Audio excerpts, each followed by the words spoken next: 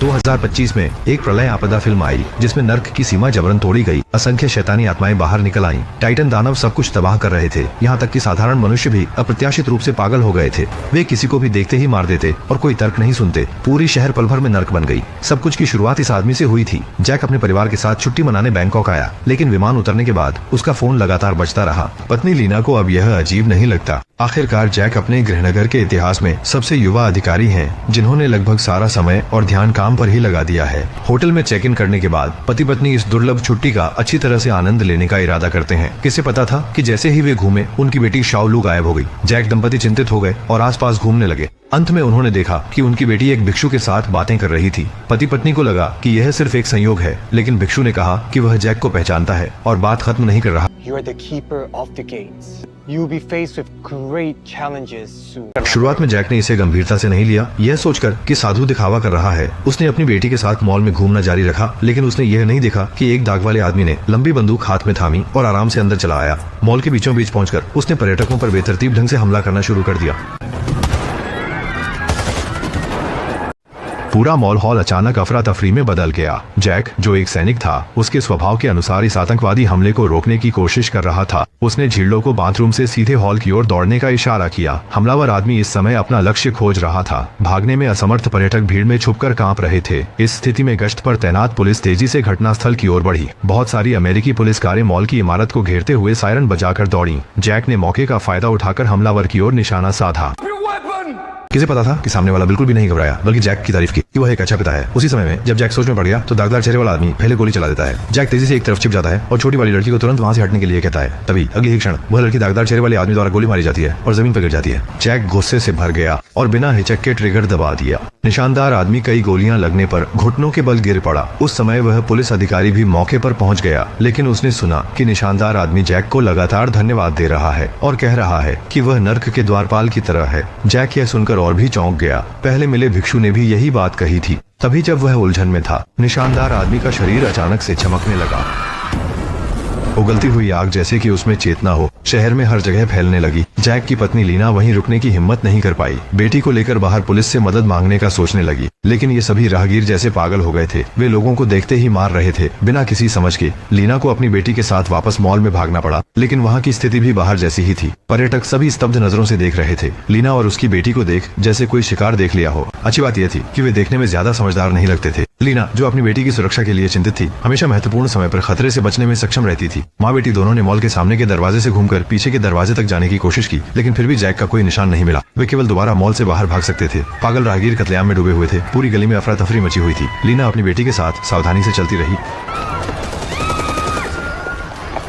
दोनों ने मौका देखा और तेजी से एक किराने की दुकान में घुस गए। जल्दी से दरवाजा बंद कर दिया। तब जाकर उन्होंने बैठकर राहत की सांस ली। बेटी शाओलू अपने पापा को ढूंढना चाह रही थी। लीना ने अनुमान लगाया कि जैक पहले ही बाहर निकल चुका होगा। उसने फोन उठाकर उसे कॉल करने की कोशिश की, लेकिन फोन में कोई भी सिग्नल नहीं था। उसने देखा कि काउंटर पर एक लैंडलाइन है। चुपचाप उसे उठाया और बस कॉल करने ही वाली थी जब एक पागल मोटा आदमी अचानक अंदर आ धमका। माँ और बेटी एक कोने में सिकुड़ गयी। हिल भी नहीं पाई। हिलने की हिम्मत नहीं हुई। देखते देखते मोटा व्यक्ति धीरे धीरे शार्लोट के पास आ रहा था। लीना ने लकड़ी का डंडा उठाया और जोर से वार कर दिया। फिर अपनी बेटी को पकड़कर बाहर की ओर दौड़ पड़ी। इस समय तक पूरा शहर तबाह हो चुका था। माँ और बेटी ने होटल लौटने का फैसला किया। उम्मीद थी कि वहाँ जैक से मिल सकेंगी, लेकिन वे कभी यह नहीं सोच सकते थे कि जैक इस समय अभी भी मॉल के हॉल में लेटा हुआ है। उठकर चारों ओर देखता है। उसके पास वह पुलिसकर्मी है, लेकिन इसके अलावा कोई और नहीं दिखाई दे रहा है। यहाँ तक कि निशान वाले चेहरे वाला व्यक्ति जो पर्यटक को मार डाला था, उसकी लाश भी गायब हो गई है। वे दोनों विश्वास नहीं कर पा रहे हैं कि वे विस्फोट में जीवित कैसे बचे। और अधिक विचित्र बात यह है कि जमीन पर खून के धब्बे पहले ही सूख चुके हैं, जैसे उन्हें हुए कई साल बीत चुके हों। जैक ने सिर हिलाया। आज उसने पहले ही बहुत सारी अजीब बातें देख ली थीं। वह तो यह भी नहीं समझ पाया कि चाकू का निशान बनाने वाला आदमी कैसे आत्मविध्वंस कर गया। अचानक थोड़ी दूरी से आवाज आई। दोनों सावधानी पूर्वक आगे बढ़े और देखा कि कोने में एक महिला खड़ी है। पुलिस अधिकारी ने सोचा कि वह किसी बचे हुए व्यक्ति से मिला है, लेकिन यह नहीं जानता था कि महिला अचानक मुड़ी और अपने हाथ में पकड़ी पेपर कटर से पुलिस अधिकारी को मार डाला।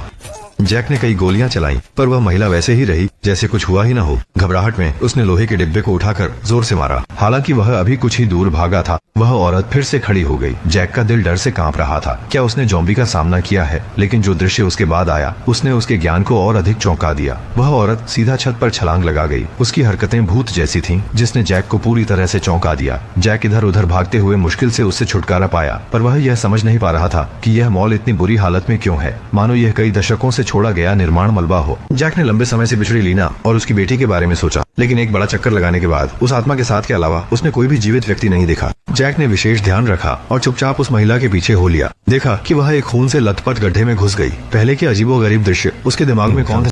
इससे जैक को भ्रम हुआ, क्या वह किसी और दुनिया में है? मानो उसकी धारणा की पुष्टि करने के लिए एक विशाल कंकाल मॉल के पीछे से बाहर निकल आया।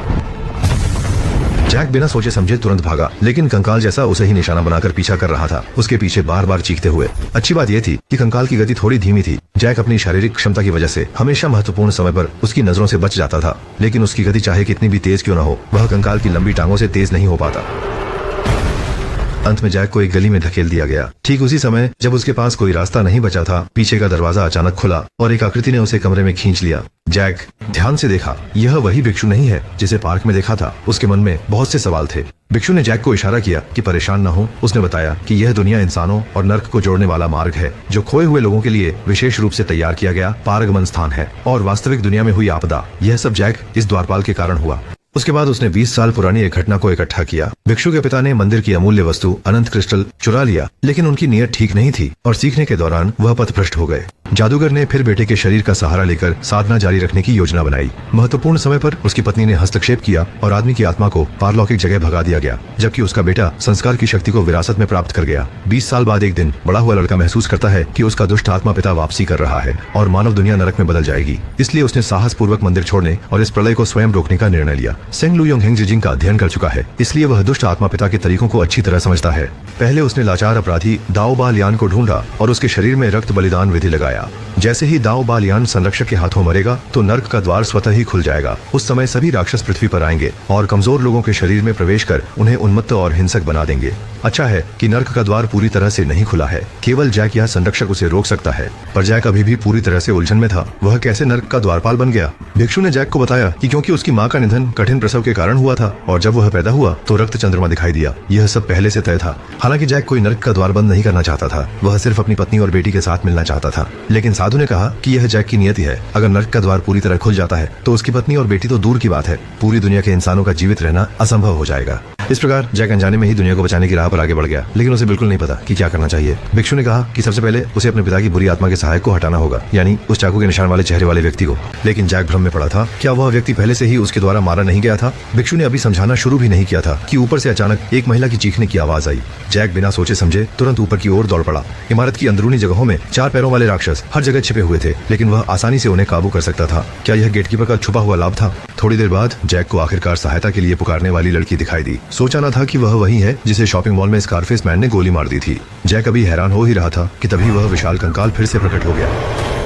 वह केवल छोटी वाली के साथ जान बचाकर भाग सकता था, लेकिन छत पर घूमने की जगह सीमित थी और अंत में छोटी वाली को कंकाल राक्षस ने पकड़ लिया। सामने उसने देखा कि छोटी वाली को निगल लिया गया है, जिससे जैक बहुत डर गया। इस समय भिक्षु फिर प्रकट हुआ और उसने जैक को समझाया कि किसी की मृत्यु से पहले यदि दिल में असंतोष हो तो आत्मा इस मुक्ति स्थान पर पहुंच सकती है। वह कुलोगवाय भोजन श्रृंखला के शीर्ष पर है, जहां भटक रहे आत्माओं को निगलने में माहिर है। ये सुनकर जैक के शरीर में एक सिहरन दौड़ गई। क्या इसका मतलब है कि वह भी मर चुका है? अब वह सिर्फ आत्मा की अवस्था में है। जब उसने देखा कि साधु ने गंभीरता से सिर हिलाया, जैक लगभग वहीं टूट पड़ा। अब जब वह मर चुका है तो वह अपनी पत्नी और बेटी को कैसे बचा पाएगा? साधु ने जैक को दिलासा दिया कि वह बिना चिंता करे, क्योंकि जैसे वे बुरी आत्माएं इंसानी दुनिया में गुजर सकती हैं, वह भी जैक को वास्तविक दुनिया में वापस ले जाने का तरीका जानता है। लेकिन उसके लिए एक विशेष स्थान पर जाना होगा। और इस समय लेना और उसकी बेटी अभी भी बस अड्डे पर फंसी हुई थीं। चारों ओर बुरी आत्माओं से ग्रस्त राहगीर थे। उनके पास छिपने की कोई जगह नहीं थी। सौभाग्य से महत्वपूर्ण समय पर श्याओलू ने देखा कि एक बस कुछ बचे हुए लोगों को लेकर जा रही है। उस पर सवार दयालु लोगों ने समय पर दरवाजा खोल दिया, जिससे उन्हें अस्थायी रूप से छुपने की जगह मिल गई। लीना जल्द से जल्द होटल लौटने के बारे में सोच रही थी। ड्राइवर से पूछने पर पता चल कि गाड़ी की चाबी बाहर गिर गई है। कोई भी उसे लेने का जोखिम उठाना नहीं चाहता था। लीना ने हिम्मत जुटाई और चुपके से बस से उतर गई। लेकिन जैसे ही उसने चाबी ली और लौटने की तैयारी की, पागल राहगीर अचानक प्रकट हो गया और लीना को जल्दी ही गली में खींच लिया गया। संकट की घड़ी में एक दयालु यात्री साहसिकता से बाहर आया और उसे संकट से बाहर निकालने में मदद की। बस ने तुरंत इंजन स्टार्ट किया। इस समय शहर के चारों ओर धुआं फैला हुआ था। शायद केवल बस के अंदर ही थोड़ी शांति मिल सकती थी। हालांकि यह सुकून ज्यादा देर तक नहीं रहा, क्योंकि आगे की सड़क पर फेची वाहन दूर रही थी। लीना और उनकी बेटी होटल पहुंचना चाहती थीं, इसलिए उन्हें पैदल चलने का विकल्प चुनना पड़ा।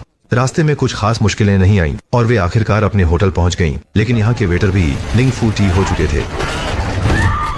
लीना ने हर बाधा को पार करते हुए सफलतापूर्वक अपनी बेटी को लेकर अपने कमरे में छुपा लिया। चारों ओर शहर में आग फैली हुई थी। उसने लैंडलाइन पर कॉल करने की कोशिश की, लेकिन हमेशा लाइन कटी हुई दिख रही थी। अब लीना के पास कोई और अच्छा उपाय नहीं था, बस बैठकर अपने पति के लौटने का इंतजार करने के अलावा। और इस समय जैक अभी भी उस अलौकिक स्थान पर घूम रहा था, जहाँ हर जगह विभिन्न प्रकार के राक्षस छुपे हुए थे। स्थान杰克为了跟妻子团聚，几乎爆发了所有潜能，一路斩杀过来，总算的大僧路指定的 spot。स्थान पर उसने अपनी छड़ी उठाई। एक चमक के साथ दोनों सफलतापूर्वक मानव दुनिया में वापस आ गए, लेकिन जैक आत्मा की स्थिति में था और उसे मानव शरीर में निवास करना पड़ा।